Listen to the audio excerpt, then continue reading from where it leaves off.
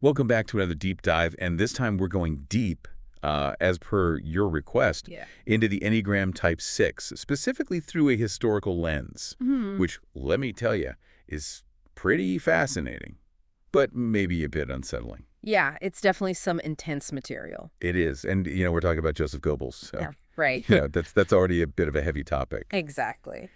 So just as a reminder to our listeners, today we're using the Enneagram Type 6, the social 6 subtype, Yeah. as described by Claudio Naranja, Yes. to analyze Goebbels. Hmm. And I think when most people think about Goebbels, they think propaganda. Of course. Yeah. But to really get into this deep dive, we need to go beyond the surface. Absolutely. We're not doing like a basic Enneagram overview or anything here. You guys already know the basics, so we're going to assume Exactly. what we're going to look at is how those core 6 anxieties, that need for security, for certainty, how that played out in one of the most pivotal and, really disturbing periods in history. Absolutely. And one of the things that I found fascinating that you sent me in the research that you've done was this idea from Naranjo Yes. about the social 6 as having the mind of a legislator. Can you unpack that a little bit? What did he mean by that? Yeah, so Naranja observed that social 6s have this drive to categorize the world. Okay. They create very clear definitions of what's right, what's wrong, what's safe, what's dangerous. It's how they impose order on a world that often feels really chaotic and unpredictable to them. So in a way, if we apply that to Goebbels and we think about his role as the Nazis' propaganda minister, it's like he was legislating reality itself. Yes, exactly. It's such a good way to put it. For the German people. Yeah, he wasn't just giving information. Right. He was defining their entire worldview through this very, very carefully crafted lens of propaganda. And everything was so black and white, it seems, right? Completely. Like Nazis and their supporters, good. The good guys, yeah. Jews, communists, anyone who opposed them, evil. The ultimate evil. Right. And he had the means to do that too, right? Oh, absolutely. He controlled all forms of media, from films to radio broadcasts, to Right. newspapers. Everything. Yeah. It was a very tightly controlled system. So, like, to give people a visual of this, one of the things that you mentioned is the film Triumph of the Will. Right. Yes. One of the most powerful propaganda films ever made, arguably. Yeah. I mean, it's chilling to watch now. Yeah. But Goebbels, he understood the power of imagery, emotion, to completely bypass rational thought and create a visceral experience of truth, even if that truth was, completely fabricated. It's disturbing. It is. But it's also incredibly insightful when you view it through this lens. Yes. Right. This Enneagram lens. This Enneagram lens, this social 6 need for certainty taken to such an extreme. It becomes almost totalitarian, doesn't it? It does. Because that need, when it's coming from an unhealthy place, it can't tolerate nuance. It can't tolerate ambiguity. Right. It demands absolute conformity, absolute adherence to the rules. And it's interesting because, that brings us to this other, element of Goebbels' life that I think has always fascinated historians and psychologists and sociologists alike, is his relationship with Hitler. Right. I mean, was it pure political strategy, or was there something deeper going on there? I think Naranja's work on the 6 gives us a really unique perspective on that. Okay. He talked about the unhealthy 6's tendency towards fanaticism. Okay. This almost religious devotion to a powerful authority figure, And that really comes through when you look at Goebbels. It does. I mean, his diaries, his speeches. Oh, yeah. It wasn't just admiration for Hitler. Right. It was hero worship, wasn't it? It was complete hero worship, like he saw in Hitler. Yeah. The ultimate protector, the guarantor of security that he craved. And just to add a layer to this, I mean, Goebbels himself had his own insecurities, right? He did. Physical challenges from childhood. Yeah, his club foot. Yeah, right. The result of polio. From polio. I mean, it's tempting to speculate how that might have shaped his psyche. It is, we can't know for sure, obviously.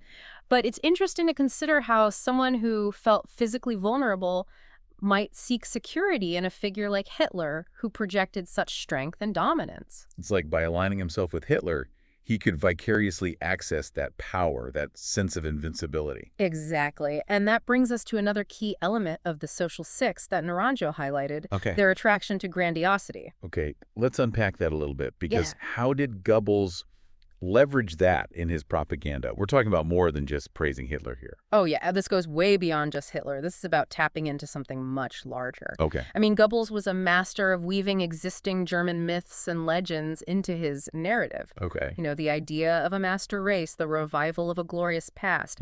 It tapped into this deep-seated yearning for greatness that resonated with many Germans at the time. So it's almost like he wasn't creating something entirely new. Right. He was tapping into something that was already there. Exactly. Like a cultural longing. A cultural longing, a void that needed to be filled. For significance. And by associating the Nazi ideology with these grand narratives, he imbued it with this sense of historical inevitability, of destiny, you know? It was like he was presenting fascism as the next chapter in this epic saga of Germany. And how fascinating that connects back to the Six's inner fragility.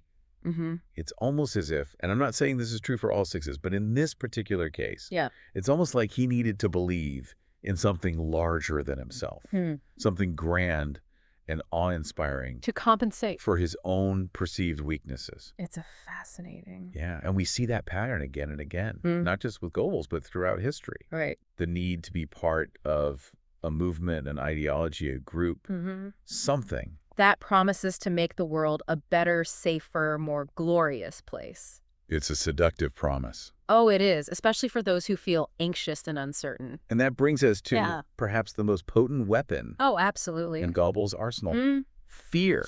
Fear, I mean, it's core to the human experience, but for the Six, it's especially potent. It's the driving force behind their need for security, for certainty, for strong leadership. And Goebbels understood that, didn't he? Oh, he weaponized it. Yeah. He didn't just use propaganda to promote an ideology. Right. He used it to create this atmosphere of fear and paranoia. So he was a master of identifying and amplifying existing anxiety. In German society, yeah. The humiliation of defeat in World War I, economic instability, social upheaval. He channeled all of that into this narrative of imminent threat, of enemies lurking both within and outside Germany. And he had the solution. Right. Oh, he always had the solution. Which was? Absolute obedience to Hitler and the Nazi Party. It's fascinating to think about this in the context of today's world. It is. Right? Because we don't have Goebbels controlling all the information. We don't have a singular figure like that, no. But we do have a very fragmented. We do. And often chaotic. Incredibly chaotic. Media landscape. Yes. Which, in and of itself, could be very unsettling for a Six. Oh, absolutely. Feeds right into that need for certainty. Those black and white answers. Clear-cut answers. Yeah. It's like we've gone from a ministry of propaganda to a marketplace of fear. Where different narratives... Like a marketplace of fear. I love that. ...compete for our attention. Each claiming to have the ultimate truth. Right. Or solution. Yeah. So, in a way, it's almost as if we're all living in Goebbels' world now. In a way, yeah. Just in more decentralized digital form. Absolutely. And social media has become the perfect platform for this. Because it's designed to... It's designed to keep us engaged, and often by triggering our anxiety. Right, those algorithms. The algorithms. That keep us scrolling. It's a breeding ground for misinformation and confirmation bias. So it's almost as if everybody has a megaphone now. Everyone has a megaphone, yeah. And fear is the currency. Fear is the currency that gets the most attention, for sure. So what do we do about it? That's the million-dollar question, isn't it? How do we resist those manipulations? Especially in a world where information is so readily available and so easily distorted. Yeah. Well, I think it starts with recognizing that fear is a powerful motivator. Okay. But it can be harnessed for good as well as for evil. So how can we use fear constructively? Well, think about the environmental movement, for example. Right. For decades, scientists and activists have been sounding the alarm about climate change, using, sometimes very stark warnings about the potential consequences of inaction to try to galvanize public support for change. So it's not about saying the world is ending. Right. There's nothing you can do. It's not about inducing paralysis. It's about motivating people to take action. It's to protect themselves. To protect themselves and future generations, yeah. So there is a fine line. There is a fine line. Between raising awareness and fear-mongering. Absolutely. And it's a line that we have to be very careful not to cross. So how do we make sure we're not crossing that line? It's crucial to avoid exaggerating the threat. Oh. or resorting to scare tactics that prey on people's anxieties without offering concrete solutions. Right. The message needs to be grounded in facts, presented clearly and honestly, but also with a sense of hope and agency. So it's not about just doom and gloom. No, it's not about doom and gloom. It's about, here's the problem. Right. And here's what we can do about it. Yes, exactly. People need to feel like they have some control over the situation.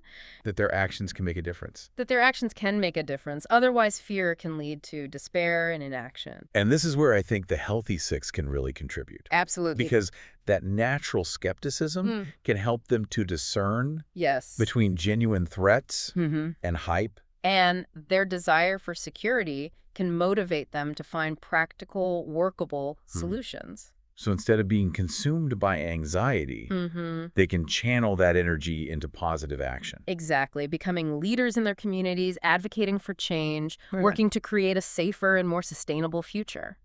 It's about turning fear into fuel. Turning fear into fuel, using it to propel us forward rather than hold us back. Yeah, it's like reclaiming that power, right? Exactly. Redirecting it towards a positive purpose. It's like judo, right. Using the opponent's force against them. Right. Instead of succumbing to that fear, you learn to recognize it, understand it, and then channel it into something that builds you up rather than tearing you down. And I think it's a powerful metaphor because it speaks to the potential of the sixth personality, even in its less healthy manifestations. Right. Because at its core, the six wants security, stability, a world that makes sense. Makes sense. And those desires, when channeled in a healthy direction, can live into some incredible things. It makes me think of all the sixes out there who are working to make the world a better place. Oh, yeah. Whether it's fighting for social justice or protecting the environment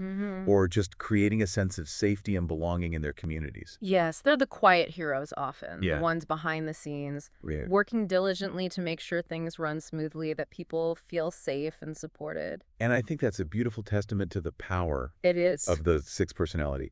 That even in the face of fear and uncertainty, they find a way to contribute. They do. To make a positive impact. It's a reminder that every Enneagram type has its own unique gifts to offer the world. And when we understand this. And when we appreciate those gifts, we can all work together to create a more harmonious and fulfilling society. So, as we wrap up this deep dive into Enneagram Type 6, what are some key takeaways that our listener, who's already pretty knowledgeable about the Enneagram, can apply to their own life?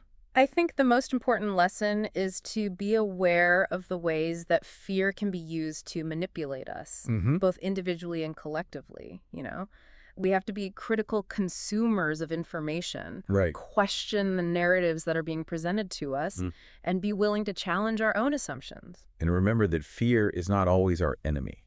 It's not. It can be a powerful motivator for positive change. Absolutely. If we learn to harness it wisely. Exactly. And for sixes in particular, yeah, it's about finding that balance between security and growth, between belonging and autonomy. It's about recognizing that true security comes not from external sources, but from cultivating inner strength, resilience, and a willingness to face our fears head on. I love that. It's about owning our power rather than giving it away to someone, something outside of ourselves. Precisely. And when we do that, when we reclaim that agency, we become less susceptible to manipulation. Yes. And more capable of creating the kind of world we want to live in. Well, this has been an incredible deep dive. It has. Both challenging and enlightening. It has been a pleasure. Thank you so much for sharing your insights. Oh, thank you for having me. And for helping us see this familiar territory of the Enneagram Type 6. Through a new lens. Through a historical lens, Through a historical lens. It's been fascinating. And I hope our listener will continue to explore the Enneagram, deepen their understanding of themselves and others. Yes. And use that knowledge to navigate the complexities of life with more awareness, compassion, and wisdom. Beautifully said. And who knows, maybe this deep dive will inspire them to take a look at other historical figures. Yeah. Current or even their own personal experiences through this lens. Right. The possibilities for growth and insight are endless. They are. The journey of self-discovery is a lifelong adventure. It is. Well, thank you for joining us on this leg of the journey. Thank you. Until next time, keep diving deep.